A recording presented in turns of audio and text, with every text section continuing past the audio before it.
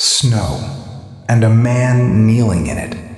That's all that's left of what was, an hour ago, an army. Banners snapping, voices shouting orders, men who believed their walls and their numbers and their gods would be enough. Now, the banners are gone. So is most of the noise. What's left is the sound of horses breathing somewhere in the fog, coming from a direction his scouts had sworn was impassable. He has no idea who's leading that army. He has no idea that within a year, his kingdom, one of the oldest civilizations in Central Asia, will be reduced to ash and memory. And he certainly doesn't know that the man responsible spent part of his youth, according to Mongolian oral tradition, as a captive wearing a wooden collar, hunted by rival clans who shared his own bloodline. Whether every detail of that story survived intact across 8 centuries of retelling is something historians still debate. What isn't in question is what that boy became.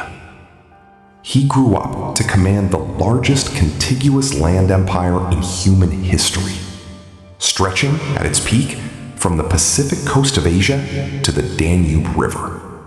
And the real question isn't how he pulled that off.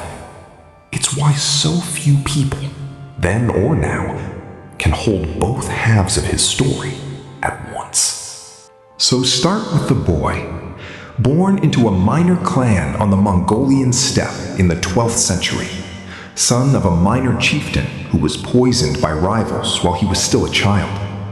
What followed, by most accounts, was years of genuine hardship, narrowly escaping rival clans, surviving on marmots and wild roots, watching his family slide from minor nobility to near destitution. This is the Mongolian Plateau, a world with almost no agriculture, no cities, and brutal seasonal extremes. Winters cold enough to kill livestock by the thousands. Summers spent raiding neighboring clans for horses and grazing rights. Children here learn to ride almost as soon as they can walk, because a child who can't ride is a child who can't survive the next winter. You'd expect a place like that to keep producing the same thing it always had: capable warriors, locked in the same cycles of raid and revenge that had defined the steppe for centuries, with no lasting unity strong enough to outlive a single generation. For hundreds of years, that's exactly what it produced. Then one man, having lost almost everything the old system was supposed to guarantee him, decided the system itself didn't deserve his loyalty. Here's what he broke, and it's worth understanding how radical this actually was. Mongol society, like most steppe societies, organized itself by clan and bloodline. Your status, your protection, your entire identity was inherited. Step outside that framework, and you weren't just an outsider. You had no claim to anyone's protection at all. He restructured it anyway, methodically, over years. He elevated men based on demonstrated loyalty and competence rather than birth.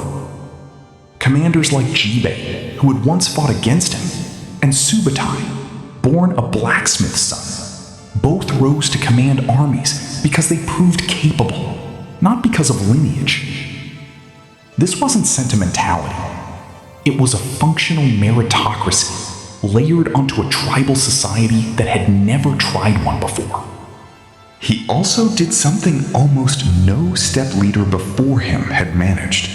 He imposed a single law code, the Yassa, across previously independent clans, rules covering everything from military discipline to religious tolerance to the treatment of diplomats. And he built a relay messenger system, the Yam, with mounted riders and supply stations positioned at intervals across the empire, allowing information and orders to move faster across Asia than they would again until the telegraph.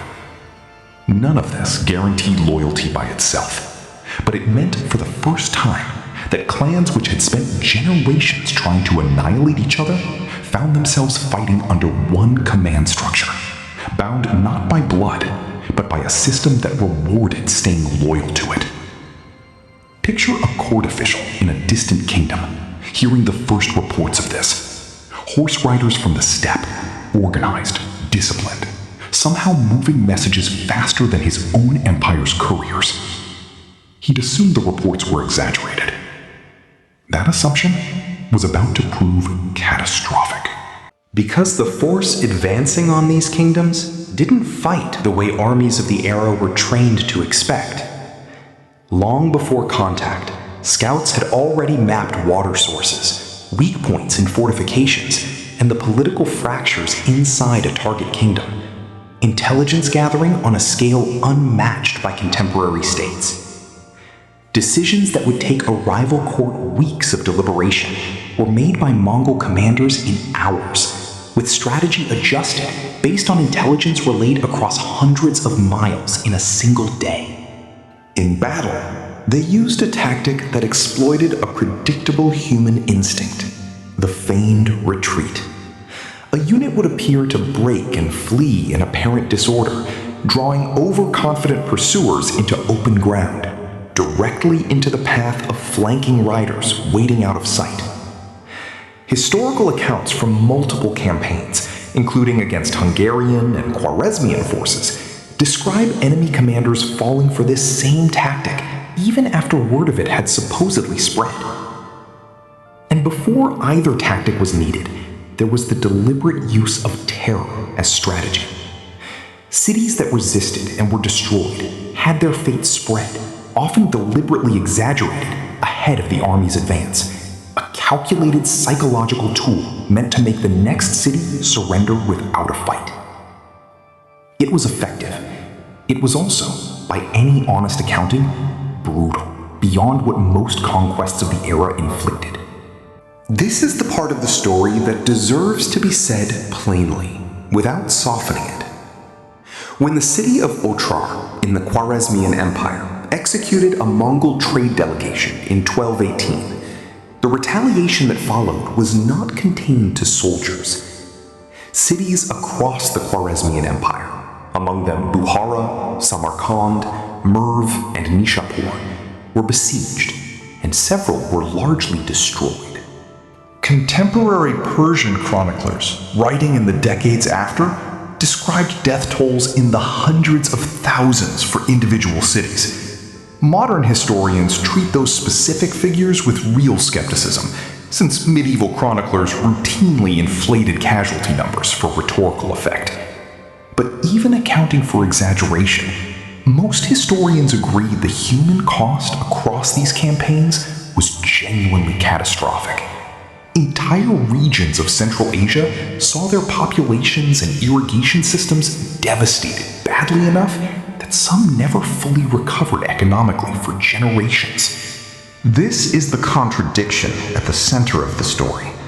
The same campaigns that destroyed cities also, eventually, secured trade routes well enough that merchants could cross thousands of miles with a level of safety they hadn't known in generations. Religious tolerance was written directly into Mongol law, even as resisting cities were shown none. Genuine administrative innovation existed in the very same empire that razed Nishapur to the ground. Neither half of that erases the other. Both happened, often within the same decade, sometimes ordered by the same man. This is usually where an empire like this is supposed to end. Remove the singular, irreplaceable founder, and what's typically left behind tears itself apart. Rival heirs, broken alliances, conquered peoples seizing the moment to revolt. That's not quite what happened here. After Genghis Khan's death in 1227, the empire didn't immediately collapse. It kept expanding for decades under his sons and grandsons, eventually encompassing roughly 12 million contiguous square miles at its height under his successors. The administrative system he built, the law code, the meritocratic command structure, the the relay network, proved durable enough to outlast its founder, at least for a generation or two. Trade across the so-called Pax Mongolica did become measurably safer under unified Mongol control, and the exchange of goods, technology, and ideas across that network is well documented by historians as one of the underrated turning points in connecting medieval Asia and Europe. But durability has limits. Within a few generations, succession disputes among Genghis Khan's descendants split the empire into competing khanates: the Golden Horde, the Yuan dynasty in China, the Il Khanate in Persia, the Chagatai Khanate. Still powerful individually, but no longer one unified force. The empire that once stretched across most of Asia eventually fractured along the same lines that fracture most empires: succession, distance, and the slow erosion of whatever held disparate peoples together in the first place. So what's actually left, when you look at this honestly, isn't a simple story of either genius or atrocity.